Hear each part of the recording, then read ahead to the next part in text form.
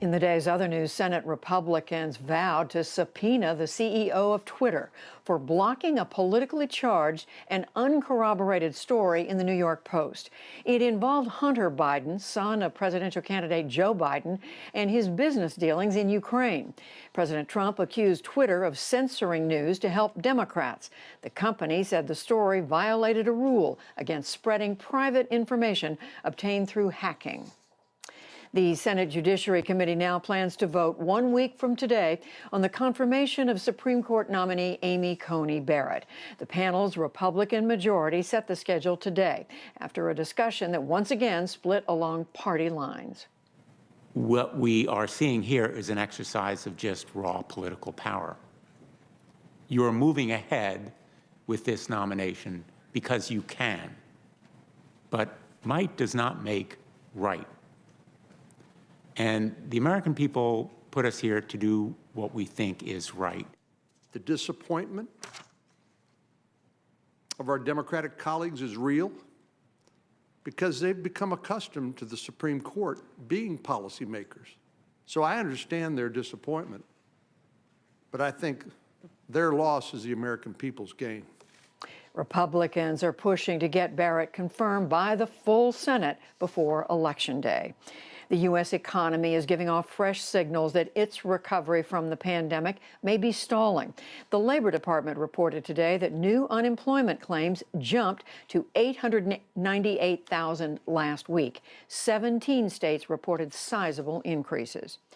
COVID-19 infections in the U.S. are also surging again, with almost 60,000 new cases a day spread across 44 states. That prompted fresh warnings today from infectious disease expert Dr. Anthony Fauci.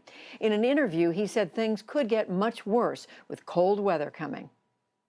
You don't want to be in that compromised position where your baseline daily infection is high and you are increasing as opposed to going in the other direction. So we've really got to double down on the fundamental public health measures that we talk about every single day, because they can make a difference.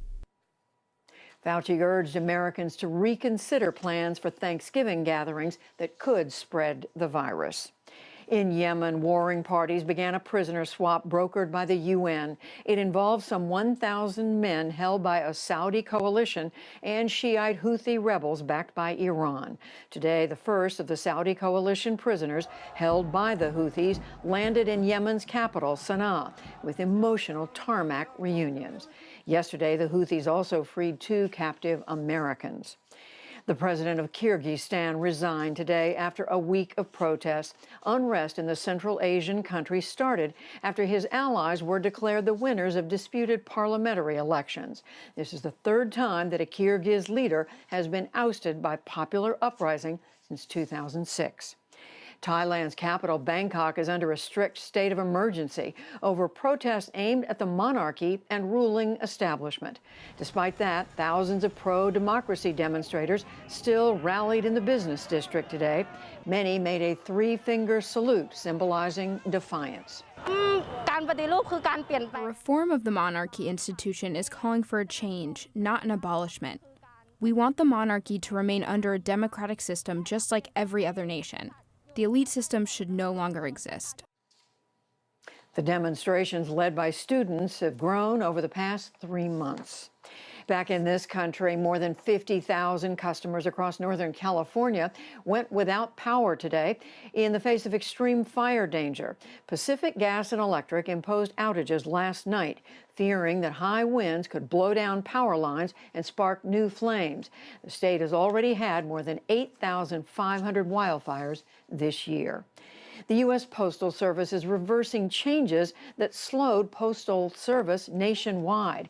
They included cuts in retail hours and removal of some collection boxes and sorting machines.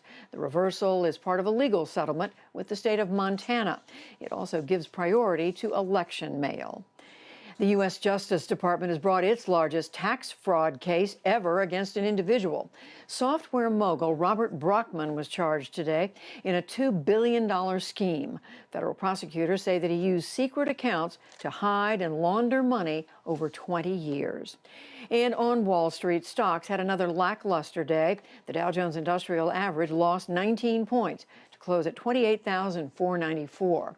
The Nasdaq fell 54 points, and the S&P 500 slipped 5. Still to come on the NewsHour, the White House told some investors early on that the pandemic was worse than the public heard.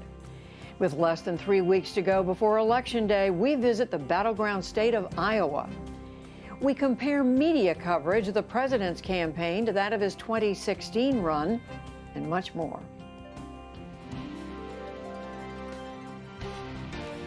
This is the PBS NewsHour from WETA Studios in Washington and in the West from the Walter Cronkite School of Journalism at Arizona State University.